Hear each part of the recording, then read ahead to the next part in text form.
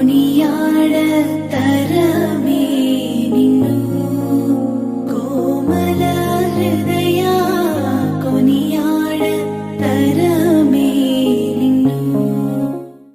So ఈ సందర్భంగా కూడి వచ్చిన మీ అందరికీ కూడా ప్రభువైన యేసు నామములో నా వందనాలు తెలియజేస్తున్నాను. ఈరోజు సందేశం విపత్తుల నేపథ్యంలో సమాధానం. సో ఇక్కడ కూర్చున్న వాళ్ళకంటే రేపు యూట్యూబ్లో చూసే వాళ్ళకి ఎంతో దీవెనకరంగా ఉండే రీతిగా కొద్దిమంది మేము ఉన్నాం కాబట్టి మీకు తెలియని విషయాలు ఏం కాదు. నేను మీ దగ్గర రావడం కూడా క్రొత్త కాదు. దాదాపు 2 దశాబ్దాలు కూడా దాటిపోయింది. ఆలిసమ్మ గారు ఉన్న కాలంలోనే ఒక చిన్న షెడ్ ఉండేది, మర్చిపోలేను. ఆ పరలోక ప్రార్థన ఎదురుండేది, సేమ్ మళ్ళీ ఇక్కడే పెట్టారు. సో మీతో ఉన్న ఈ అనుబంధాన్ని బట్టి ప్రభువును స్తుతిస్తూ, ప్రియులు రూఫస్ గారు నాకు అత్యంత ప్రియమైన మిత్రులు, ఆయన మంచి మిత్రులు, వారితో మీతో కలిసి ఫెలోషిప్ చేయడం చాలా దీవెన. ఈరోజు మనకు ఇచ్చిన టాపిక్ విపత్తుల నేపథ్యంలో సమాధానం. లూకాసు వార్త 2వ అధ్యాయం 14వ వాక్యంలో సర్వోన్నతమైన స్థలములలో దేవునికి మహిమ, ఆయనకి ఇష్టమైన మనుషులకు భూమి మీద సమాధానము కలుగుగాక అని దేవునికి స్తోత్రం చేయుచుండెను. తండ్రి, వాక్యం ద్వారా మాతో మాట్లాడి బలపరిచి నీ ప్రెజెన్స్ మాకు తోడుగా ఉంచండి. ఏసుపేట అడుగుచున్నాం తండ్రి, ఆమేన్. చదివినటువంటి వాక్య భాగంలో దేవదూతల పాట అది.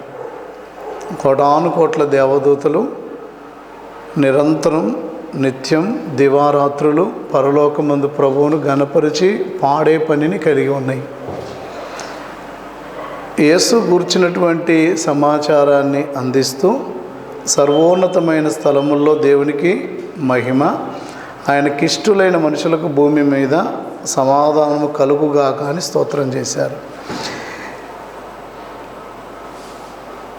సర్వోన్నతమైన స్థలముల్లో దేవునికి మహిమ అని పాడినటువంటి ఈ దూతలు పరలోక సైన్య సమూహం, దేవదూతల గణం. దేవదూతలు అనేక మహనీయ సందర్భాలలో సమకూడి సర్వశక్తుడైనటువంటి తమ సృష్టికర్తను స్తుతిస్తూ అనేకమైన పాటలు పాడారు. మీరు పాత కొత్త నిబంధన గ్రంథాలు, ప్రకటన గ్రంథం, పాత నిబంధనలో, యోబు గ్రంథంలో మనం చదివితే దేవదూతలు పాడారు. సర్వోన్నతుడైన ప్రభువును నిరంతరం పాడి స్తుతించి కొనియాడి ఘనపరిచారు. దేవుడు సృష్టిని చేసినప్పుడు ఆ సమయంలో వారు, ఆ దేవదూతలు అక్కడ ఉన్నారట. యోబు గ్రంథం 38:7 చెప్తుంది, వారు అక్కడ ఉన్నారు. ఉదయ నక్షత్రములు ఏకముగా కూడిపాడినప్పుడు, దేవదూతలందరూ ఆనందించి జయధ్వనులు చేసినప్పుడు దానికి మూలరాతిని వేసిన వాడు అని రాయబడింది అక్కడ. అంటే అనేక సందర్భాల్లో దేవుడు చేస్తున్న పనిని చూసి దేవదూతలు హర్షాతిరేకాలు వ్యక్తం చేశారు. దేవుని అరచేతుల్లో గ్రహాలు, అంటే ఇందాక నేను చెప్పిన మాటను బట్టి ఆ సృష్టి చేసేటప్పుడు దేవుని అరచేతులలో గ్రహాలు ఆయన శాశ్వత హస్తాలతో అనంతమైన అంతరిక్షంలో తిప్పడం వారు చూశారు. బంతిని పిల్లలు ఎలా ఆడుకుంటారో ఆయన తన చేతి పని ఇదంతా. ఆ గొప్ప హస్తాలతో సృజించబడిన ఈ లోకాన్ని గురించి వారు ఎన్నో పాటలు పాడారు. అందుకని ఉదయ నక్షత్రములు కూడి పాడి దేవదూతలందరూ జయధ్వనులు చేస్తుండగా ఈ విశ్వాన్ని చేశాడట దేవుడు. యోబు చెప్పాడు 38వ అధ్యాయం 7వ వాక్యంలో. అంటే వాళ్ళు ఎప్పుడు ఏమని పాడుతారో కూడా వాక్యంలో మనకు ఆధారాలు ఉన్నాయి. సింహాసనమందు ఆసీనుడై ఉన్నవానికి స్తోత్రము, ఘనతయు, మహిమయు, ప్రభావము కలుగుగాక అని స్తుతిస్తుంటారు. ప్రకటన గ్రంథంలో కూడా మీరు అది చూస్తారు. అలాగే యెషయా గ్రంథం 6వ అధ్యాయంలో కూడాను అత్యున్నత సింహాసనంపై ఆసీనుడైన వాణ్ణి స్తుతించటం. అంటే పాత కొత్త నిబంధన గ్రంథంలో దేవదూతల యొక్క పని ఏంటంటే ఆ దేవుడు చేస్తున్న పనిని చూసినప్పుడు జయధ్వనులు చేస్తూ, కేరింతలు కొడుతూ, స్తుతిస్తూ పాడటం. అయితే ఇప్పుడు ఈ పాట ఎందుకు పాడారు దేవదూతలు? మీరందరూ కొంచెం ఒకసారి క్లాప్స్ ఇవ్వాలి చెప్పినాక. దేవుడు తన సింహాసనం నుండి, అంటే ఏ అరచేతులతో గ్రహాలను సెట్ చేసి పెట్టాడో, ఏ మహత్తు చేత విశ్వమంతటిని చేసినప్పుడు దేవదూత గణాలు జయధ్వనులు చేశారో, పాటలు పాడి ఆ ప్రభువును ప్రస్తుతి చేశారో, ఆ సింహాసనాసీనుడైన దేవుడు క్రిందకి దిగి వచ్చి పశుబాలుడై ఒక స్త్రీ ఒడిలో ఉండడం చూసినప్పుడు వారి స్వరాలు తారాస్థాయిని అందుకున్నాయి. దూతగణం సంగీతాలతో స్తుతిస్తూ సర్వోన్నతమైన స్థలములలో దేవునికి మహిమ అంటూ పాడారు. ఆయన దైవత్వపు సర్వోత్తమ లక్షణాలను బట్టి సర్వోత్తమైన స్తుతి ఆరాధన సమర్పించారు. ఆ దేవదూతలకు ఎంత ఆశ్చర్యం కలిగింది అంటే, ఈ విశ్వమంతటిని కలుగజేసిన ఈ సింహాసనాసీనుడు ఒక పసిబాలుడుగా మరియ ఒడిలోనికి రావటం చూసినప్పుడు, ఇది ఏమి ఆశ్చర్యం ఇది! మేము చూసినటువంటి ఆ సింహాసనాసీనుడు, విశ్వమంతటిని తయారు చేసిన మాట యొక్క మహత్తుతో కలగజేసిన దేవుడు, గ్రహాలను తన అరచేతిలో శాశ్వత హస్తాలతో తన అంతమైనటువంటి అంతరిక్షంలో తన శక్తితో తిప్పినటువంటి ఈయన భూమి మీదకి నరుడుగా రావటమా! ఆ సర్వోన్నతమైన స్థలములలో దేవునికి మహిమ అని పాడారు వాళ్ళు. సర్వోన్నతమైన స్థలాలు ఏమి అని మనం ఆలోచన చేస్తే, ఆకాశ మహాకాశములు అని ప్రార్థన చేస్తాడు సొలొమోను. మనకు కనిపించేది మేఘమండలం, మొదటి ఆకాశం. ఆ తర్వాత ఉన్నదాన్ని మధ్యాకాశం లేక శూన్యమండలం, రెండో ఆకాశం. ఆ తర్వాత ఉండేది నక్షత్ర మండలం లేదా మూడవ ఆకాశం. ఆ నక్షత్ర మండలానికి ఉత్తర దిక్కునున్న సభాపర్వతం మీద ఆసీనుడైన వాడు ఈ సృష్టికర్త అయిన దేవుడు. ఎంత ఆశ్చర్యం అంటే, ఈ 3 ఆకాశాలను దాటి భూమి మీదకి వచ్చి ఒక చిన్న గ్రహము తన చేతులతో తిప్పి బంతిని తిప్పినట్టుగా తిప్పే అనంతమైన శక్తి కలిగిన ఆ దేవుడు భూమి మీదకి పసిపాలుడిగా మరియమ్మ ఒళ్ళో ఉండడాన్ని చూసి ఆ సర్వోన్నతమైన స్థలముల్లో దేవునికి మహిమ అంటూ వారు కీర్తనలు పాడారు, ప్రభువును ప్రస్తుతించారు. అది మొదటి పాదం అయితే, రెండో పాదమే ఈరోజు మన అంశం. సర్వోన్నతమైన స్థలములో దేవునికి మహిమ అయిపోయింది. ఇప్పుడు ఆయనకి ఇష్టలైన మనుషులకు భూమి మీద సమాధానం. ఎవరైతే ఆయన యందు విశ్వాసం ఉంచుతారో, ఎవరైతే ఆయనకి ప్రియమైనగా వారుగా మారుతారో, వారికి భూమి మీద సమాధానం అన్నాడు. పీస్ ఆన్ ఎర్త్, భూమి మీద సమాధానం. యెషయా గ్రంథం 9వ అధ్యాయం 6వ వాక్యంలో, ఏ దేవదూతలైతే కీర్తించి కొనియాడి పాడారో ఆ బాలుడి యొక్క గుణగణాలు 5 చెప్పబడ్డాయి. ఆశ్చర్యకరుడు, ఆలోచనకర్త, బలవంతుడైన దేవుడు, నిత్యుడగు తండ్రి, సమాధానకర్తయగు అధిపతి అని అతనికి పేర్లు పెట్టబడును. జన్మించిన బాలుడికి సుమారు ఆయన జన్మించకముందు 750 సంవత్సరాలకు పూర్వం యెషయా ప్రవచించి చెప్తున్నాడు, సమాధానకర్తయగు అధిపతి. ఆ సమాధానకర్తనే భూమి మీద జన్మించాడు. ఆ సమాధానకర్తనే విశ్వానికి కర్త, సకల చరాచర జగత్తుకు కారణభూతుడు. కానీ ఆయన పరలోకాన్ని విడిచి భూమి మీదకి వచ్చి పసిబాలుడిగా మరియ గర్భవాసాన పుట్టి ఆమె ఒళ్ళో ఉండడాన్ని చూసినటువంటి దూతలు ఆయనకిష్టులైన మనుషులకు సమాధానం అని పాడారు. ఆయనకిష్టులైన మనుషులకు సమాధానం. ఈ భూమి మీద పుట్టబోయే ఆ కుమారుడికి నువ్వేం పేరు పెట్టాలి అని దేవదూతల చేత శాసించబడ్డారు అంటే సమాధానకర్త అని. సమాధానం ఇవ్వటం ఆయన పని. అందుకే ఆయన ఈ భూమి మీదకి వచ్చారు. ఒక్కసారి యేసు ప్రభు పుట్టిన దినాల్లోని పరిస్థితులను ఆలోచన చేద్దాం. ఈనాడు ఉన్నట్లే ఆనాడు కూడా ప్రజల జీవితం చాలా దుర్భరంగా ఉంది. ప్రజల జీవితాలు చాలా దుర్భరమైన జీవితాలుగా ఉన్నాయి. మరి పన్నులు ఎక్కువగా అధికంగా వసూలు చేస్తుండేవాళ్ళు, నిరుద్యోగం బాగా ఎక్కువగా ఉండేది, నైతిక విలువలు అధోగతి పాలైపోయినాయి, ప్రజల జీవన విధానం అస్తవ్యస్తమైపోయింది. దానికంటే మించి సైనిక దేశం అదుపులో ఉంది పాలస్తీనా, రోమన్లు పరిపాలన చేస్తున్నటువంటి పరిస్థితి. సో ప్రజల జీవితాలు అస్తవ్యస్తంగా ఉన్నాయి. స్వదేశంలో ప్రజలు 4th క్లాస్ పీపుల్ లాగా బతుకుతున్నారు. ఆ రోజుల్లో గ్రీకు తత్వం, ఆ ఫిలాసఫీ ప్రపంచం అంతట్లో కూడా గొప్పదిగా అప్పటికి ఇప్పటికి కూడా చెప్తుంటారు. ఫిలాసఫీకి పెట్టిన పేరు ఆ గ్రీకు తత్వం. కానీ అలాగే యూదా మతం, తామే గొప్ప వాళ్ళమని చెప్పుకునే యూదా మతం కానీ మనుషుల హృదయాల యొక్క అవసరాలు తీర్చలేకపోయాయి. శాంతి సమాధానాలు వనగుర్చలేకపోయాయి. మతాలు గుడ్లప్పగించి చూస్తున్నాయి, చట్టాలు రోమా చట్టాలు గుడ్లప్పగించి చూస్తున్నాయి, గ్రీకు తత్వం కళ్ళు తేలేసింది. ప్రజల జీవితాల్లో మనశ్శాంతి, నెమ్మది, సమాధానాలు లేని పరిస్థితి. వారి చట్టాలు కానీ వారి మతాలు కానీ వారికి శాంతిని, సమాధానాన్ని చేకూర్చలేని పరిస్థితులు ఉన్నాయి. అప్పుడు దేవుడు తన ప్రియకుమారుడైన యేసును సమాధానకర్తగా ఈ లోకానికి పంపించాడు. హల్లెలూయా. గ్రీకు తత్వవేత్త ఎపిక్టేటస్ అనే ఆయన ఈ విధంగా చెప్పారు: ఒక చక్రవర్తి భూమి మీద, సముద్రం మీద జరిగే యుద్ధం నుండి శాంతి ఇవ్వవచ్చు, కానీ కోరికల నుండి, దుఃఖం నుండి అతడు శాంతిని ఇవ్వలేడు. ఒక మనిషి కోరుకునేది బహిరంగ శాంతి కాదు. బహిరంగ శాంతి కంటే మానవుడు అంతరంగ శాంతిని ఎక్కువగా ఆకాంక్షిస్తాడు. అలాంటి శాంతిని ఈ లోకంలో ఏ చక్రవర్తి ఇవ్వలేడు.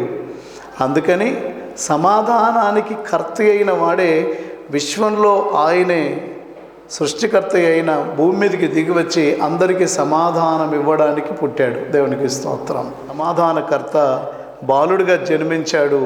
ఆయన జన్మించినప్పుడు దేవదూతలు పాడిన పాటే ఆయనకిష్టులైన మనుషులకు భూమి మీద సమాధానం.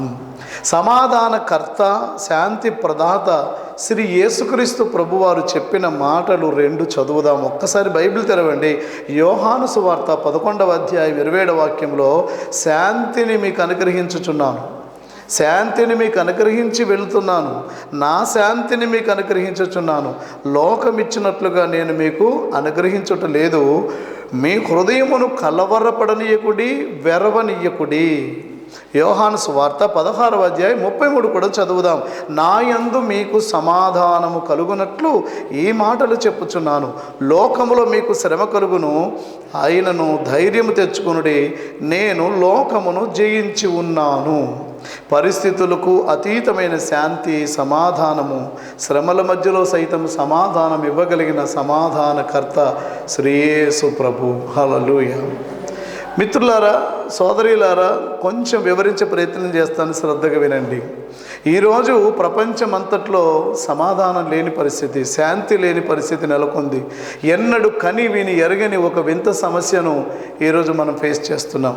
శాస్త్రవేత్తల దగ్గర నుంచి సామాన్యుల వరకు, మరి అగ్ర నాయకుల దగ్గర నుంచి సామాన్య నాయకుల వరకు ఏం జరుగుతుందో తెలియదు. ఎవరికి ఏది తోస్తే అది చెప్పారు, తోచింది చెప్పుకుంటూ వచ్చారు. ఆ కరోనా వైరస్ తెచ్చిన గందరగోళానికి సంబంధించి WHO ఎన్నిసార్లు మాట మార్చిందో మీ అందరికీ తెలుసు. కాస్త పేపర్ టచ్ ఉండేవాళ్ళు, న్యూస్ టచ్ ఉండేవాళ్ళు. ఎందుకంటే WHO దేవుడు కాదు. ఏమండి, WHO దేవుడు కాదు, సర్వాంతర్యామి కాదు, సర్వవ్యాపి కాదు, సర్వజ్ఞాని అంతకంటే కాదు. ఉన్నటువంటి విషయాలని సమగ్రంగా సేకరించి అధ్యయనం చేసి చెప్పటం. అందుకని గతంలో ఎన్నడూ లేనటువంటి పరిస్థితి ఎదుర్కోవడంతో ఎన్ని మార్లు WHO మాట మార్చిందో, ఈరోజు నాయన పులి వచ్చే అన్నట్లుగా WHO మాట నమ్మే పరిస్థితి కూడా లేదు ఇప్పుడు మనకి. ఖచ్చితంగా నాయన పులి వచ్చే అనే స్టోరీ జరిగింది. ఇలా వస్తుంది, ఇలా వస్తుంది, అలా కాదు కదా, అలా కాదులే, తూచ్ అన్నారు. పిల్లలు ఆడుకున్న చందాన జరిగింది. ఎందుకంటే వాళ్ళ జ్ఞానం లేక కాదు, వాళ్ళకున్న పరిమిత జ్ఞానంతో ఎంత తెలుసో దాన్ని చెప్పారు. వాళ్ళు చెప్పింది తప్పు అని ఇతర పరిశోధనలు చెప్పాయి. ఆ పరిశోధనలు అధ్యయనం చేసినాక ఇంతకుముందు మేము పొరపడ్డాము, ఇది కరెక్టు అని చెప్పుకుంటూ వచ్చారు. ప్రజలని ప్రశాంతంగా ఉంచే కంటే మీరు ఏమనుకున్నా, ఎట్లాగో రేపు వీడియోలో కూడా అందరూ చూస్తారు, ఈరోజు మీడియా వాస్తవికత కంటే ఎక్కువ చూపించి ప్రజలని భయభ్రాంతులను చేసింది. కరోనా వైరస్ తీవ్రత లేదని నేను చెప్పను, దాని తీవ్రత ఉంది, దాని ప్రభావం ఉంది. కానీ ఎంత ఉందో దాన్ని 1000 రెట్లు ఎక్కువ చేసి అన్న దాని మీద చూపించేసి, ఈ కాస్త కూస్త కరోనా వచ్చిన వారు ఎవరైనా కాస్త తగ్గి అమ్మయ్య అని మనశ్శాంతిగా నెమ్మదిగా ఉంటుంటే కరోనా తగ్గిందని అనుకోకండి. మీరు చూడలేదు ఎప్పుడు ఇవి? కరోనా తగ్గినా కూడా మీరు ప్రమాదంలో ఉన్నట్టే. మీరు నెలలోనూ 2 నెలలు 3 నెలలు మంచి చచ్చిపోతారు మీరు. ఇలా చెప్పేసరికి తగ్గినాక ఈడ ఆందోళన ఎక్కువైపోయింది. అనవసరమైన హార్ట్ అటాక్లు వచ్చినాయి ఎంతోమందికి. మాకు తెలిసినటువంటి అనేక మంది, అంటే మనం పీపుల్కి టచ్లో ఉంటాం కాబట్టి, వైరస్ వీళ్ళు చేసేటటువంటి ల్యాబ్ మిస్టేక్స్ మూలంగా కూడా పాజిటివ్ వచ్చింది. అసలు వాస్తవంగా అతను నెగిటివ్. అది తట్టుకోలేక బిల్డింగ్ నుంచి దూకి చచ్చిపోయాడు హైదరాబాద్లో. మాకు బాగా క్లోజ్గా ఉండే కుటుంబానికి సంబంధించిన ఆయన. చిన్న చిన్న పిల్లలు ఇద్దరు. చనిపోయిన తర్వాత బాడీని కూడా ఎలా పెడితే అలా చేయరు కదా, మళ్ళీ టెస్ట్ చేస్తే నెగిటివ్ వచ్చింది. దానికి ఎవరు బాధ్యత వహిస్తారు? ఏ ల్యాబ్ వాడు వహిస్తాడు? కేవలం ఆందోళన. అందుకని పదే పదే కొంతమంది అయిన విజ్ఞులు చెప్పింది ఏంటంటే, వైరస్ తీవ్రత ఎంత ఉన్నా మీరు మనశ్శాంతిగా ప్రశాంతంగా ఆందోళన చెందకుండా ఉండండి, భయపడకుండా ఉండండి, ఎదిరించండి మీరు, అప్పుడు కానీ మీరు ఇందులో సక్సెస్ అవ్వరు, అది గుర్తుంచుకోండి అని చెప్పారు. ఆ కొద్ది మందిని బట్టి దేవుడికి స్తోత్రం. మనిషి చనిపోయే వాడికైనా నువ్వు బ్రతుకుతావని చెప్పాలి, కానీ బ్రతుకే అవకాశాలు ఉన్నవని నువ్వు చచ్చిపోతావని చెప్పింది ఈనాడు మీడియా. ఎంత ప్రతిరోజు మనం ఆ వార్తల్ని చూస్తూనే వచ్చాం. ఒకవేళ ఏదైనా కరోనా సోకింది అనుకున్నప్పుడు కనుక టీవీ 1 గంట చూశాడంటే సాయంత్రానికి వీడికైతే హార్ట్ అటాక్ అన్న రావాలి, పెరాలసిస్ అన్న రావాలి, అలాంటి పరిస్థితి అనమాట. అందుకని అప్పుడు ఏం చెప్పారంటే, కరోనా సోకింది అనుకున్న తర్వాత 10 రోజుల దాకా మీరు టీవీ చూడకండి అని. ఎందుకంటే అక్కడ ఆడి చచ్చాడు, ఇక్కడ ఏడు చచ్చాడు, ఇక్కడ అది జరిగింది, ఇది జరిగింది, అది చూసరికి ఆందోళన పెరిగిపోతుంది. విజయవాడలో కొచ్చెర్ల రమేష్ గారని ఒక దైవ సేవకుడు ఉన్నాడు. ఆయన సాధారణమైన దైవ సేవకుడే, కానీ ఆయన హృదయంలో దేవుడు ఒక భారం పెట్టాడు. ఆయన ఎక్కడైనా విజయవాడ, గుంటూరు పరిసరాలలో కరోనా వ్యాధితో దైవ సేవకులు చనిపోతే మాకు ఒక ఫోన్ కాల్ చేయండి, మేము ఒక 10 మంది టీమ్గా ఫామ్ అయ్యాం, మేము వస్తాం, పీపీటీ కిట్లు వేసుకుంటాం, మరి మా ఖర్చుతోనే సాధారణంగా ఎలా సమాధి జరుగుతుందో అలా చేస్తామంటూ ఆయన ప్రతినబూని దాదాపు కొన్ని 10 మంది దైవ సేవకుల్ని వారు సమాధి కార్యక్రమం చేశారు. వారు ఒకరోజు నాకు ఫోన్ చేశారు, సార్ ఎలా ఉన్నారు సార్ అని. ఎందుకంటే నేను కూడా కరోనా పాజిటివ్ అయ్యాను ఒకానొక సమయంలో. అయితే ఆయన అంటే కొద్దిగా పెద్ద పాస్టర్ అనే గౌరవంతో ఎలా అడగాలో కూడా, మీకు కరోనా వచ్చిందంట అని అడగలేరు కదా, అందుకని చాలా తెలివితేటలతో, సార్ బాగున్నారా, అమ్మగారు బాగున్నారు, మీరు బాగున్నారా అని, కొద్దిగా ఏదో మీకు కొంచెం బాగాలేదని తెలిసిందండి అన్నాడు. ఎంతైనా జ్ఞానవంతుడు లేని అనుకున్నాను. బాగాలేదు కాదండి, పాజిటివ్ అయిందండి అన్నాను నేను. అదే గారు నిజమే కాదు నిర్ధారణ చేస్తానని. సో మీ పేరు పదే పదే చెప్పేటటువంటి సేవకులు ఇలా 2 చనిపోయారు సార్, నేనే సమాధి చేశాను సార్, ఏమీ అనుకోవద్దు, మీ మనోబలాన్ని, మీ మనోధైర్యాన్ని నేను ఏమాత్రం తక్కువ అంచనా వేయట్లేదు, కానీ ఒక చిన్న సలహా సార్, ఒక చిన్న వ్యక్తిగా చెప్తున్నా వినండి సార్. చనిపోయిన 2 సేవకులు కానీ కేవలం భయంతో చనిపోయారు, వ్యాధితో చనిపోలేదు. డాక్టర్స్ బాగా తెలిసిన వాళ్ళండి, మేము వాళ్ళ టీంను కలిస్తే వాళ్ళు చెప్పింది ఏంటంటే, మేము ట్రీట్మెంట్ బాగా చేస్తున్నాము, కానీ ఆయన భయాన్ని తగ్గించే ట్రీట్మెంట్ మా దగ్గర లేదు. అంటే ఇక్కడ దైవ సేవకులని, విశ్వాసులని, అన్యులని కాదు, ఒక మనిషిలో ఆ పీస్ ఆఫ్ మైండ్ పోయిందంటే, నాకేదో అయిపోతుందన్న భయంలో ఉన్నప్పుడు అందులో కలవరంలో పడిపోయి మనిషి ఖచ్చితంగా నష్టాన్ని పొందుతాడు. ఒకేసారి మన 4 ఫ్యామిలీలో చుట్టేసి 2, నా వైఫ్ అండ్ నా సన్ 2 కూడాను హాస్పిటల్ అడ్మిట్ అయ్యి ఆక్సిజన్ తీసుకునే పరిస్థితుల్లో ఒక్క లైవ్ ప్రోగ్రాం కూడా నేను ఆపలేదు, పాజిటివ్ అయ్యుండి కూడా. ప్రొఫెస్ గారు నాకు ఫోన్ చేసి, మీ మీద నాకు చాలా కోపంగా ఉంది, అసలు ఏంటి మీరు ఒక 4 రోజులు ఆపితే ఏం కొంపలు మునిగినాయి, ఆ రకంగా మీరు పాడుతున్నారు, చెప్తున్నారు, అలా చెప్పడం మూలంగా ఏదైనా హార్ట్ సంబంధిత సమస్యను చెప్తున్నారు, ఇబ్బంది అవుతుంది కదా, మీరు అందుకు అలా చేశారు, నాకు చాలా బాధగా ఉంది మీరు ఇలా చేయటం అని. కానీ ఎందుకో నాకు ఎక్కువ మేలు చేసింది ఏంటంటే, బాగా వైరస్ లోడ్ నాలో ఎక్కువగా ఉన్నప్పుడు నేను 20 పాటలు పాడాను గంటలో. ఇప్పుడు కూడా మా యూట్యూబ్ ఛానల్లో కృపా సమాజంలో అది ఉంటుంది, 20 సాంగ్స్ పాడాను, 1 గంటన్నర మాట్లాడాను. వైరస్ లోడ్ బాగా ఉంది. ఆ లోడ్ లోపల ఉన్నప్పుడు నేను పాడిన పాటలన్నీ కూడా ఎలాంటి పాటలు అంటే, మనిషిలో ఉత్తేజాన్ని, ఉల్లాసాన్ని కలిగించే పాటలు పాడాను. వితౌట్ మ్యూజిక్ నేను ఒక్కనే ఉన్నాను సింగిల్గా రూమ్లో. ఆ పాటలు పాడుతున్నప్పుడు ఆ రికార్డ్ చేసే వ్యక్తి అలాగే ముందు కూర్చొని, ఆ రోజు ప్రశాంత్ ఉన్నాడు, తనకి హాస్పిటలైజ్ అవ్వలేదు అప్పటికే. చూసి, డాడీ ఏంటి ఎంత గట్టిగాను అదే పనిగా పాడుతున్నారని చూసినాక పరిశుద్ధాత్మదేవుడు తనకు ఒక ప్రేరణ కలిగిస్తున్నారండి. డాడీ హీల్ అవుతున్నారు పాడటంలో అని. ఆమెన్. ఆ పాడడంలో డాడీ హీల్ అవుతున్నారు, లంగ్స్ క్లియర్ అయిపోతున్నాయి, బ్రీతింగ్ ఎక్సర్సైజ్ జరుగుతుంది లోపల అనిపించింది డాడీ నాకు అన్నారు. అంత అయిపోయింది, నేను నార్మల్గానే ఉండిపోయాను. ఆ తర్వాత చూస్తే నిజంగానే లోపల ఊపిరితిత్తులన్నీ కూడా ఆ పాటలతోనే క్లీన్ అయిపోయినాయి. దేవునికి స్తోత్రం. ఆమెన్ చెప్పాలి. కారణం ఏంటి అంటే, మనం ప్రభువును స్తుతిస్తున్నప్పుడు మనలో మనోధైర్యం పెరుగుతుంది, మనలో సంతోషం పెరుగుతుంది, మనలో సమాధానం పెరుగుతుంది. ప్రభువు కార్యాన్ని మనం ఖచ్చితంగా చూస్తామన్న నమ్మకం పెరుగుతుంది. ఈ లోకపు మాటలు వింటే, ఆ వీడియోలు అక్కడ టీవీలో వచ్చేవి ఏవైతే చూస్తే అవి మనల్ని కృంగదీస్తున్నాయి.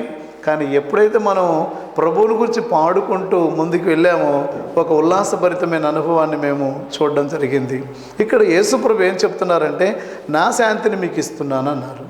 ప్లస్ ఆయన అంది లోకం ఇచ్చినట్టు ఇవ్వడం లేదు అన్నాడు. అంటే దీంట్లో లోకం కూడా కొంత ప్రశాంతతను ఇచ్చే అవకాశం ఉంది. అందుకని ఇందాక చెప్పినటువంటి కొటేషన్లో నేనేం చెప్పానంటే, భూమి మీద చక్రవర్తి అనేవాడు యుద్ధాల నుండి, సముద్రం మీద భూమి మీద జరిగే యుద్ధాల నుంచి కొంత శాంతిని ఇవ్వగలడు, కానీ అతడు అంతరంగ శాంతిని ఇవ్వలేడు. జీసస్ క్రైస్ట్ చెప్తుంది ఏంటంటే, నేను మీకు శాంతిని అనుగ్రహిస్తూ వెళ్తున్నాను, అయితే లోకం ఇచ్చినట్టు కాదు, నా శాంతి మీకు ఇస్తున్నాను అన్నాడు. అంటే లోకం ఇచ్చే శాంతి వేరుగా ఉంది, ప్రభు అయిన యేసు ఇచ్చే శాంతి వేరుగా ఉంది. వీరు శాంతి సమాధానానికి సంబంధించిన అధ్యయనాలను చేసి వాటి గురించి మనతో మాట్లాడితే, ఈయన ఏకంగా శాంతి ప్రదాత, సమాధానకర్త. హల్లెలూయా చెప్పండి. సో ఒక మనిషి గుండె నిండా సమాధానాన్ని ఇవ్వగలిగిన సమాధానకర్త, సమాధానానికి ఆయనే కర్త. అందుకని నా శాంతిని మీకు ఇస్తున్నాను, నా యందు మీకు సమాధానం కలుగునట్టు ఈ మాటలు చెప్తున్నాను. ఈ మాటలు మీరు కనుక పాటిస్తే మీకు సమాధానం, నా మాటలు మీకు సమాధానం ఇస్తాయి. స్పష్టంగా చెప్పాడు ఆయన, ఇందాక చదివాము, నా యందు మీకు సమాధానం కలుగునట్టు ఈ మాటలు చెప్తున్నాను. నేను లోకమును జయించాను, మీకు లోకంలో శ్రమలు వచ్చినప్పుడు జయించిన నా వైపు చూడండి. ఆమేన్. నా మాటల యందు మీరు దృష్టి పెడితే మీకు సమాధానం దొరుకుతుంది. లోకం ఇచ్చినట్టుగా ఉండదు నా శాంతి. నా శాంతి పరిపూర్ణమైన శాంతి. నా శాంతి బహిరంగ శాంతి కాదు, నా శాంతి అంతరంగ శాంతి, అంతరంగ సమాధానం. లోకంలో మీకు శ్రమ కలుగును, అయినను ధైర్యం తెచ్చుకోండి, నేను లోకమును జయించి ఉన్నాను. ఎంతటి కష్టాల్లో ఉన్నా ఆయనకిష్టులైన మనుషులకు భూమి మీద సమాధానం దొరుకుతుంది. పరిస్థితులకు అతీతమైన శాంతి సమాధానాలు, శ్రమల మధ్యలో సైతం సమాధానం. భయంకరమైన విపత్తులో పేతురు దేవుని సమాధానాన్ని ఎలా కలిగి ఉన్నాడో 2 సంఘటనలు వివరించడం ద్వారా చెప్తాను మీకు. పేతురు 12వ అధ్యాయం అపోస్తల కార్యములు 5-6 వాక్యాల్లో చెరసాలలో ఉన్నాడు. సంఘమేమో ప్రార్థన చేస్తుంది, ప్రభువా పేతురు గారిని బయటికి తీసుకురా ప్రభు అని. ఆల్రెడీ 4వ అధ్యాయంలో ఒకసారి ఈయన జైల్లో ఉన్నాడు, అప్పుడు దేవదూత వీళ్ళని బయటికి తీసుకొచ్చాడు. అయితే ఆ సంగతి తెలిసిన రాజు హెరోదు ఈసారి పోయినసారిలాగే 4వ అధ్యాయంలో జరిగినట్టు 12వ అధ్యాయంలో మళ్ళీ బయటికి వెళ్తే మొదటి వంచన కన్నా కడపటి వంచన మరి చెడ్డదవుద్ది, కాబట్టి ఈసారి 4x4 16 మంది సైనికుల్ని ప్రత్యేకంగా ఇచ్చి, ఒక 2 సైనికుల్ని ఎడమ పక్కన ఒకరిని, కుడి పక్కన ఒకరిని, ఆ చెయ్యికి ఈ చెయ్యికి ఈ చెయ్యికి ఈ చెయ్యి కలిపి సంఖ్యలు వేసి పడుకోబెట్టాడు. ఇంకా మిగతా వాళ్ళందరేమో 14 మంది బయట కాపలా ఉన్నారు. ఇది మనకు 12వ అధ్యాయం 5-6 వాక్యాలు కనిపించేటువంటి విషయం. ఆ రాత్రి పేతురు 2 సంఖ్యలతో బంధించబడి 2 సైనికుల మధ్యలో నివసించుచుండెను. మరియు కావలి వారు తలుపు ఎదుట చెరసాల కాచుకొని ఉండిరి. 14 మంది ప్రత్యేక సైనిక బృందం పేతురు తప్పించుకొని బయటకు వెళ్లకుండా కాపలా కాస్తున్నారు. 2 సైనికులేమో కుడికి ఒకడు, ఎడమ ఒకడు, కుడి ఎడమ చేతులకు వాళ్ళ చేతులకు సంకెళ్ళు వేయబడి లోపలున్నారు, తాళం పెట్టారు. లిజన్, కొంచెం శ్రద్ధగా వినాలి. ఇప్పుడు ఇతను నిద్రపోతున్నాడట. ఏమని రాస్తుంది? 2 సైనికుల మధ్య నిద్రించుచుండేను. రేపు పొద్దున ఇతనికి శిరచ్ఛేదనం, ఎందుకంటే యాకోబును కూడా అట్లనే శిరచ్ఛేదనం చేశారు. సో యూదులను సంతృప్తిపరిచే కార్యక్రమంలో భాగంగా హేరోదు ఇతను అరెస్ట్ చేసి లోపల పెట్టారు. పైపెచ్చి ఇతని మీద పిచ్చి కోపం ఉంది. 4వ అధ్యాయంలో పేతురు యోహాను ఇద్దరిని జైల్లో పెడితే దేవదూత వచ్చి వీళ్ళని బయటికి తీసుకెళ్ళిపోయినప్పుడు చాలా అవమానం అయిపోయింది. ఆ కాపల వాళ్ళందరికీ ఉరిశిక్ష విధించారు, దండన వేశారు. ఇప్పుడు కూడా మళ్ళీ అదే జరిగితే రాజుగా మన అధికారాలు కళ్ళ ముందు చూస్తుండగా నిర్వీర్యం అవుతాయి. కాబట్టి ఈ 16 మంది స్పెషల్ ఫోర్స్ కాపాడితే తెల్లవారితే చాలు ఇతనికి శిరచ్ఛేదనం. మరి ప్రశ్నిస్తే జవాబు చెప్తారో చెప్పరో మరి, బాగా సైలెంట్గా చక్కగా వింటున్నారు కానీ ఆన్సర్ చేయండి. మీరే అటొక సైనికుడు ఇటొక సైనికుడు 14 మంది ఉన్నారు, తెల్లారితే మీ తలకాయ నరికేస్తారు. ఆ రాత్రి మీరు నిద్రపోతారా? పోతారండి? నేను చాలా సంవత్సరాల క్రితం ఈనాడులో ఒక వ్యాసం చదివాను. రేపు ఉరి తీస్తారు అన్న 24 గంటల ముందు ఉరి తీయబడే వ్యక్తి యొక్క మానసిక స్థితి ఎలా ఉంటుందనేది ఒక 4 పేజీలు చాలా సంవత్సరాల క్రితం చదివాను. నిద్ర పట్టరదంట. ఆ తలారి ఏమో అతనికి కొన్ని ప్రత్యేకమైన వస్తువులు ఇస్తారు. మరి వెన్నపూస, తర్వాత అరటిపండు. ఆ వెన్నపూస, అరటిపండు ఆ తాడుకు బాగా ఆ రాత్రి బాగా పూసేస్తాడంట, పులుముతాడంటే జారిపోవాలి, వేయంగానే జారిపోవాలి. ఆగిపోతే ఉరి శిక్ష ఆగిపోయినట్టేనంట. ఒక్కసారి అయిపోవాలి, రెండోసారి వేయకూడదు.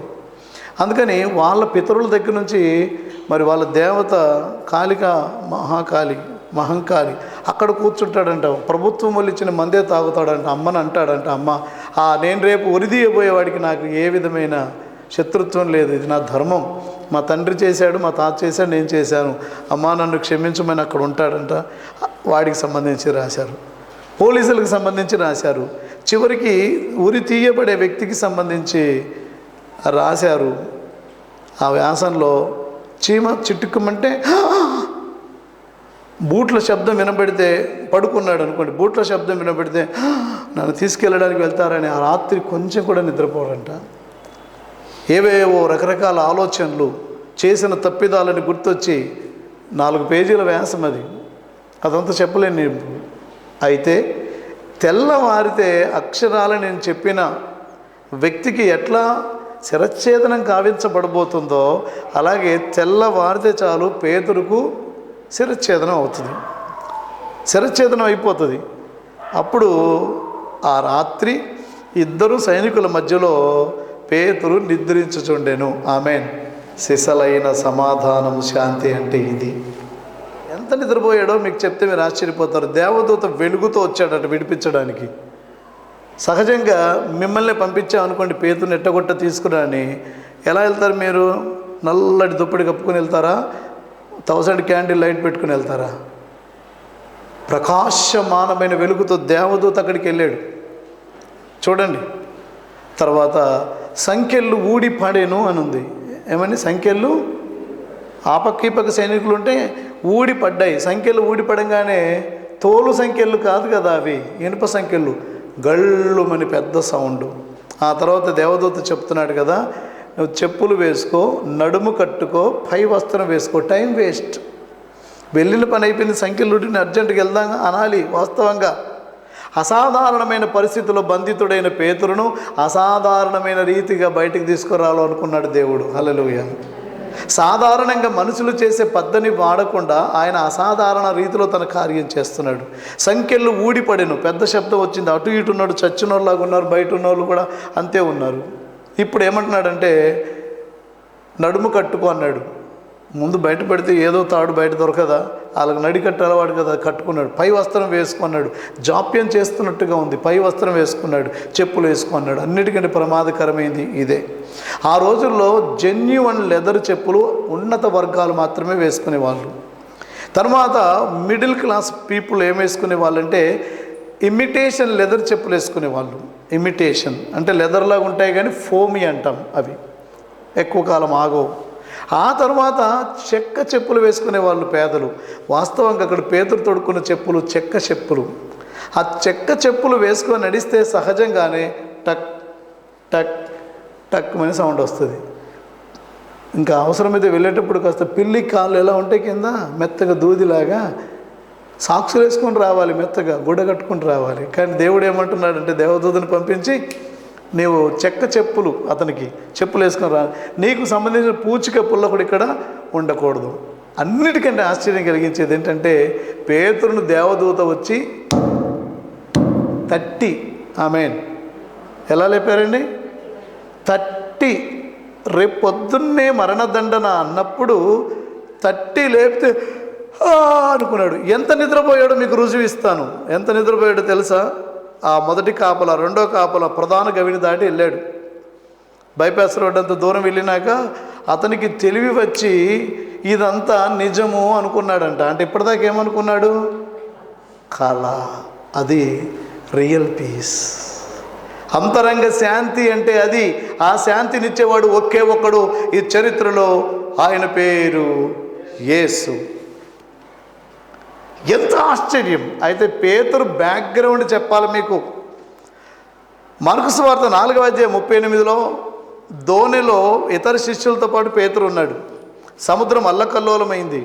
యేసు ప్రభు దగ్గరకు వచ్చి తట్టి లేపిన వాళ్ళు ప్రథముడు ఈయన, బోధకుడా బోధకుడా నీకు చింత లేదా? అల్లకల్లోలమైన సముద్రంలో చచ్చిపోతున్నాం, నీకు చింత లేదా? పట్టించుకోవా? ఏమిటి ఆ ఓడ ఎడ్జిలో ఇంత ఘోర తుఫానులో ఎలా నిద్రపోతున్నారు స్వామి? బండ నిద్ర అన్నోడే.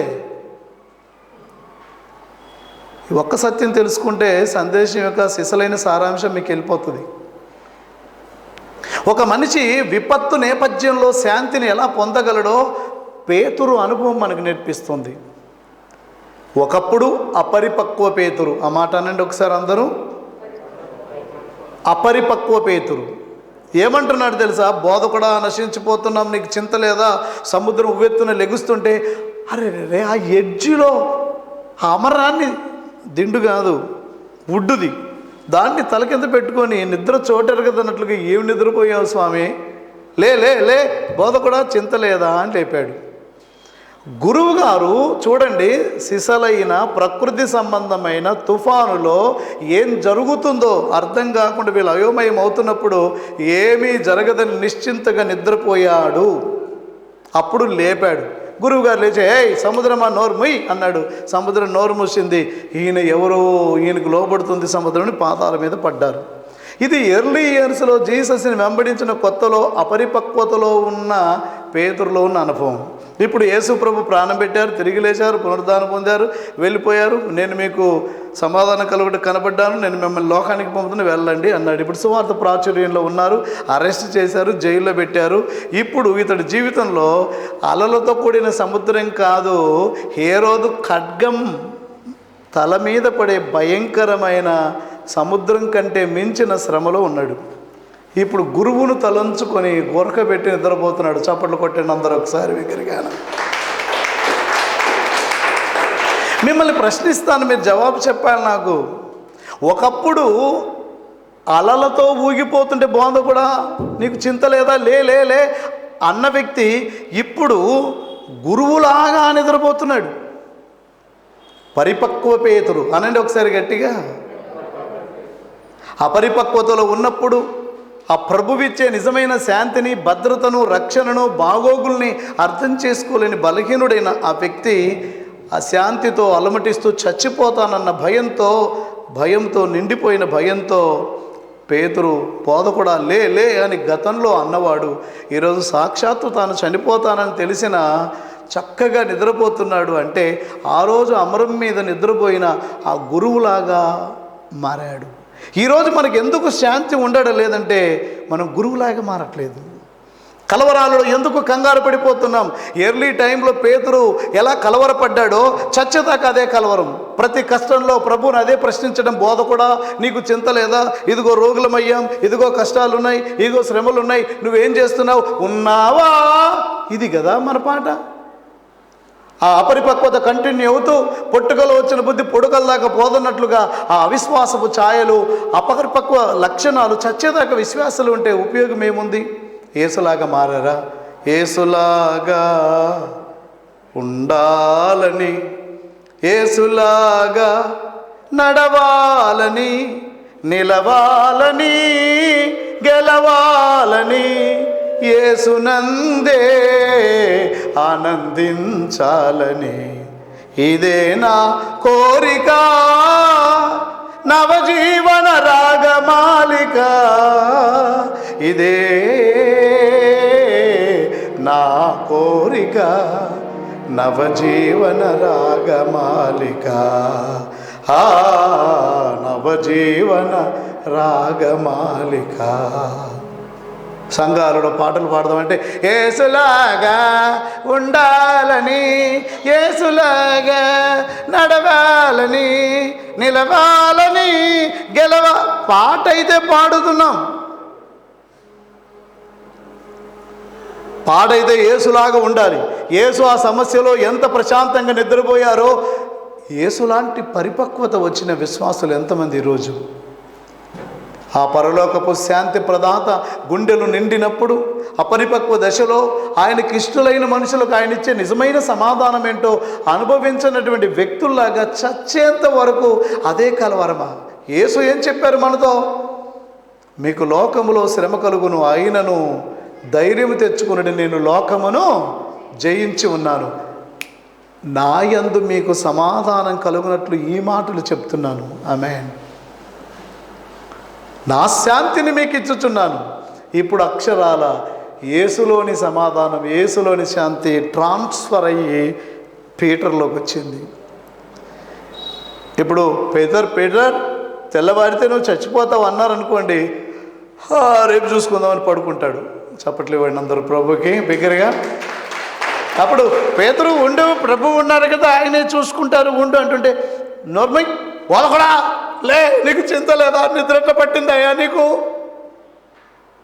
అప్పుడు నిద్రట్ట పట్టిందని గురువును ప్రశ్నించిన పేతురు ఇప్పుడు గురువులాగా మారిపోయి ప్రశాంతంగా నిద్రపోయాడు. శాంతి సమాధానాల కర్త అయిన ప్రభు అతని గుండెలో ఉన్నాడు. Praise the Lord. నిజమైన శాంతి అంటే అదండి. దేనిని గురించి చింతపడకండి, కానీ ప్రతి విషయంలో ప్రార్థన విజ్ఞాపనముల చేత కృతజ్ఞత పూర్వకంగా మీ విన్నపాలను దేవునికి తెలియజేయండి. అప్పుడు సమస్త జ్ఞానమును మించిన దేవుని సమాధానం యేసుక్రీస్తు వలన మీ హృదయములకు మీ తలంపులకు కాపలా ఉండును. చింతమానండి, ప్రార్థన మొదలుపెట్టండి. చింతకు కారణమైన ఏ అంశానైనా ప్రార్థన ద్వారా మీరు జయించవచ్చు. అప్పుడు ఎప్పుడైతే మీరు ప్రార్థన చేస్తారో, విజ్ఞాపనలు చేస్తారో, మీ విన్నపాలు దేవునికి తెలియజేస్తారో, అప్పుడు సమస్త జ్ఞానమునకు మించిన క్రీస్తు సమాధానం. నేను ఈ సత్యాన్ని బలంగా నమ్ముతాను. ఎంత తరిచి చూసినా, ఎంత సైకాలజీ మీద స్టడీ జరిగినా, ఫిలాసఫర్స్ అయినా, తత్వవేత్తలు, మానసిక శాస్త్రవేత్తలైనా వారు చేసే స్టడీ ఏదైతే ఉందో దాన్ని బట్టి మనకు కౌన్సిలింగ్ ఇస్తుంటారు, సలహాలు ఇస్తుంటారు.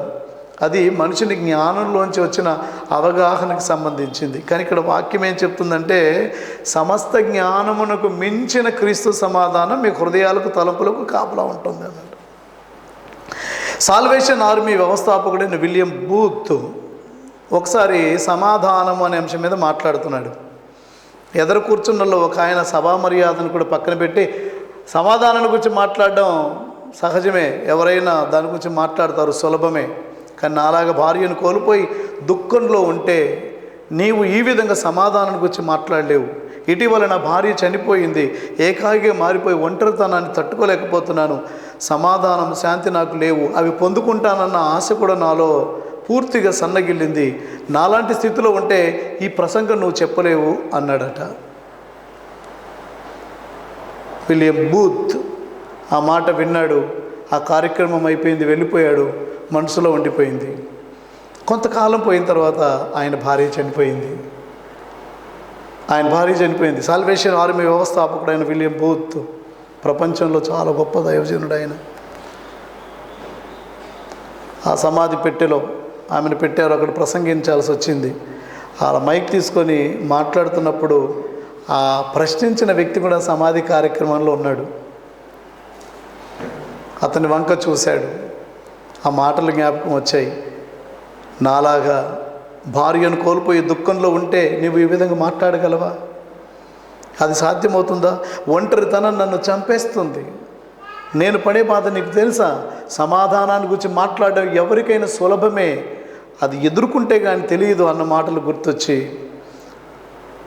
బూత్ నా భార్యను కోల్పోయిన ఈ వేదన మధ్యలో కూడా నా హృదయంలో సమాధానకరమైన ఒక పాట ఉన్నది అని చెప్పాడు. హల్లెలూయా చెప్పండి అందరూ. నా భార్యను కోల్పోయి ఇప్పుడు ఈమెను సమాధికి తీసుకెళ్తున్నాం, ఇప్పుడు కూడా నా హృదయంలో ఒక సమాధానపు పాట ఉంది. ఆమె వెళ్ళిపోవడం భౌతికంగా బాధే అయినా నా గుండెలోని, నా హృదయంలోని శాంతిని ఈ మరణం దొంగిలించలేదు. నేను ఒకానొక సమయంలో నా భార్యను తిరిగి నిత్యత్వంలో కలుసుకుంటాను అని చెప్పి సమాధి కార్యక్రమం చేశాడట. ఈ సమాధానకరమైన పాట ఈ కల్నల్ బూత్లో ఎలా ఉంచబడింది, ఎవరి దగ్గర నుంచి వచ్చిందంటే సమాధానకర్త అయిన దేవుని యొద్ద నుండి వచ్చింది శాంతి, సమాధానం. ఈ ఫలాని వ్యక్తి ఎవరైతే ప్రశ్నించాడో ఆయన ఈ మాట విన్న తర్వాత బూతు దగ్గరికి సమాధి కార్యక్రమంలోనే వచ్చి, సార్ ఒకప్పుడు నేను మిమ్మల్ని ఈ విధంగా ప్రశ్నించాను, నేను ఆ సమాధానాన్ని అనుభవించని వ్యక్తిగా ఉన్నాను, కానీ ఈరోజు మీరు చెప్పిన మాటతో నా తప్పులన్నీ ఒప్పుకుని పశ్చాత్తాపడుతున్నాను, నేను యేసు ప్రభువుని రక్షకుడికి అంగీకరిస్తే నేను రక్షించబడి ఆ రోజు నుంచి ఆయన ఫాలోయర్ అయ్యాడంట. చప్పట్లు కొట్టగలరా మీరందరూ? సొంత రక్షకుడికి అంగీకరించి ఫాలోయర్గా మారిపోయాడు ఆ ఫలానా వ్యక్తి ఎవరైతే ఆయన్ని ప్రశ్నించారో. ప్రియమైన మిత్రులారా, సోదర సోదరులారా, ఈ యూట్యూబ్లో చూస్తున్నటువంటి మీ అందరికీ కూడా నేను మనవి చేస్తున్నాను, పరిస్థితులకు అతీతంగా మనిషి హృదయంలో సమాధానం నింపగలిగినటువంటి శ్రీ యేసుక్రీస్తు ప్రభువారు ఒక 2 వాక్యాలు చూపిస్తాను. దేవునితో సంబంధం కలిగి ఉంటే విపత్తులో మనం సమాధానాన్ని కలిగి ఉండవచ్చు. కీర్తన 4:8 ఇలా చెప్తుంది, యెహోవా నెమ్మదితో పండుకొని వెంటనే నిద్రపోదును, నేను ఒంటరిగా ఉన్న నీవే నన్ను సురక్షితంగా నివసింపచేయుదువు అన్నాడు. నెమ్మదితో ఇంగ్లీష్లో పీస్ అని ఉంది. ఐ విల్ బోత్ లే మీ డౌన్ ఇన్ పీస్.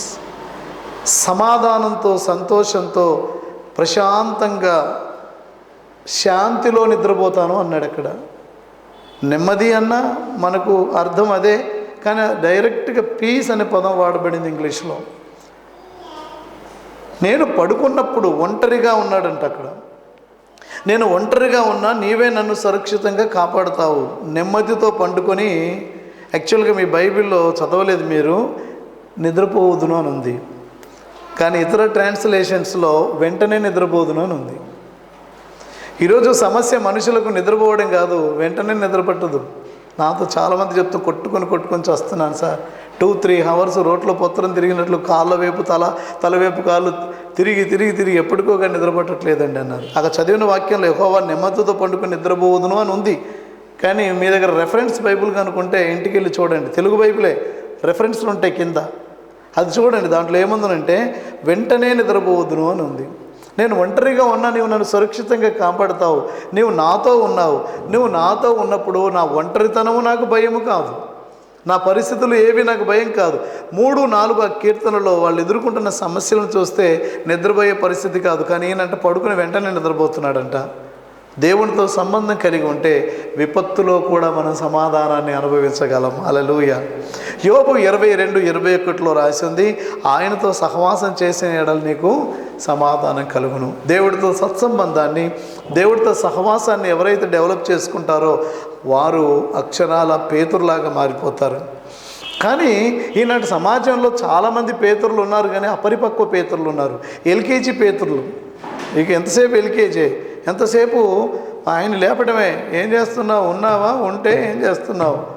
ప్రభువా మేము నశించిపోతున్నాం, చచ్చిపోతున్నాం, నీకు చింత లేదా? ఈ పేతురులే ఉన్నారు, కానీ పేతురులు రూపాంతరం చెందాలి. ఈ పేతురు తాను అలాంటి స్థితిలోకి వెళ్ళినా కూడా నిజమైన సమాధానాన్ని అనుభవించగలుగుతున్నాడు. విపత్తులో సమాధానం సాధ్యమా అంటే ఈ వచనాలు మనకు జవాబు చెప్తున్నాయి. నా శాంతిని మీకు ఇస్తున్నాను, లోకం ఇచ్చినట్టు కాదు, నా శాంతిని మీకు ఇస్తున్నాను. సమాధానకర్తగా మీకు లోకంలో శ్రమ కలిగిన ధైర్యంగా ఉండండి, ఎందుకంటే నేను లోకాన్ని జయించాను. సమస్త జ్ఞానము మించిన క్రీస్తు సమాధానం మీ హృదయాలకు కాపలా ఉండును. యెహోవా నేను నెమ్మదితో పండుకొని వెంటనే నిద్రపోదును, ఆయనతో సహవాసము చేసిన ఎడల నీకు సమాధానము కలుగును. ఎలాంటి విపత్తు ఎదుర్కొన్నా, మిన్ను వచ్చి మీద పడ్డా చెప్పడానికి సమయం సంకుచితంగా ఉంటుంది, కానీ దివ్య గ్రంథంలో చూస్తే ఎన్నో ఇలాంటి ఉదాహరణలు కోకొల్లలుగా మనం చూడగలం. రేపేం జరుగుతుందో, గంటకి ఏం జరుగుతుందో తెలియని పరిస్థితుల్లో కూడా ఆ పీస్ ఆఫ్ మైండ్, ఆ శాంతి, సమాధానాలు వారు ఎలా పొందారంటే ఆ దేవుడితో ఉండే సత్సంబంధాన్ని బట్టి. మనలో ఉండే కలవరం కానీ, కంగారు కానీ, ఆందోళన కానీ ఇవన్నీ కూడా తొలగిపోవాలంటే మనం చేయాల్సిన పని ఏంటంటే ప్రార్థన, విజ్ఞాపనలు కృతజ్ఞత పూర్వకంగా ఆయనకి చెప్పాలి. ఎప్పుడైతే నువ్వు ప్రార్థన చేసి నీ సమస్యను ఆయన మీద పెట్టావో జ్ఞానమునకు మించిన క్రీస్తు సమాధానం నీ అంతరంగంలోకి వచ్చేస్తుంది. అందుకని విపత్తుల్లో ఒక క్రైస్తవుడు మాత్రమే నిజమైన సమాధానాన్ని అనుభవించగలడు. హల్లెలూయా. పేతురులాగా ఉన్న ఒక వ్యక్తి అలాంటి నిద్రపోవటం అసాధ్యం. తట్టి లేపేటంతటి నిద్ర పోవటం అసాధ్యం, కానీ అంత నిద్రపోయాడంటే గురువులాగా మారాడు, రూపాంతరం చెందాడు. ఇప్పుడు యేసుతో మనతో యేసు మమేకమైన కొద్దీ ఆ యేసుక్రీస్తు ప్రభువారిలోని ప్రతి గుణ లక్షణాలు మనలో పుణికి పుచ్చుకొని మనం యేసులాగా మారిపోతాం. విపత్తులో సైతం జడిసేది లేదు, భయపడేది లేదు. దివ్యమైన సమాధానాన్ని మనం అనుభవిస్తాం. God bless you all. దేవుడు మిమ్మల్ని దీవించును గాక. కళ్ళు మూసుకోండి, ప్రార్థన చేయండి. శ్రమలెన్ని జగతి నాపై పెనుభూతము వలె పడినను, శ్రమలెన్ని జగతి నాపై పెనుభూతము వలె పడినను, సరిజడియబోనుగా ప్రేమించు క్రీస్తుడుండా నాకేమి భయములే, ఇంకేమి భయములే. శ్రమలెన్ని జగతి నాపై పెనుభూతము వలె పడినను, సరిజడియబోనుగా ప్రేమించు క్రీస్తుడుండా నాకేమి భయములే, ఇంకేమి భయములే. యేసుని సిలువను నే మోసి బ్రతికెదన్, యేసుని సిలువను నే మోసి బ్రతికెదన్. ఆశతో నేను వత్తును నీ చెంత వినయముగను, ఆశతో నేను వత్తును నీ చెంత వినయముగను. యేసుని సిలువను నే మోసి బ్రతికెదన్. నాతో మీరు చెప్పగలరా?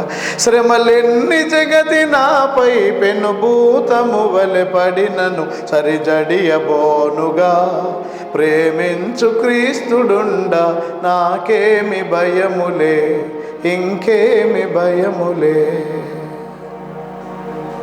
సోదర సోదరులారా, మీరు ఎదుర్కొనే సమస్యలు ఎంత తీవ్రమైనైనా యేసు ప్రభు ఇచ్చే శాంతి, సమాధానకర్తయగు ఆ ప్రభు వారిచ్చే సమాధానాన్ని గుండెలో ఉంటే, సమస్త జ్ఞానము మించిన క్రీస్తు సమాధానాన్ని హృదయంలో ఉంటే, విపత్తు నేపథ్యంలోనూ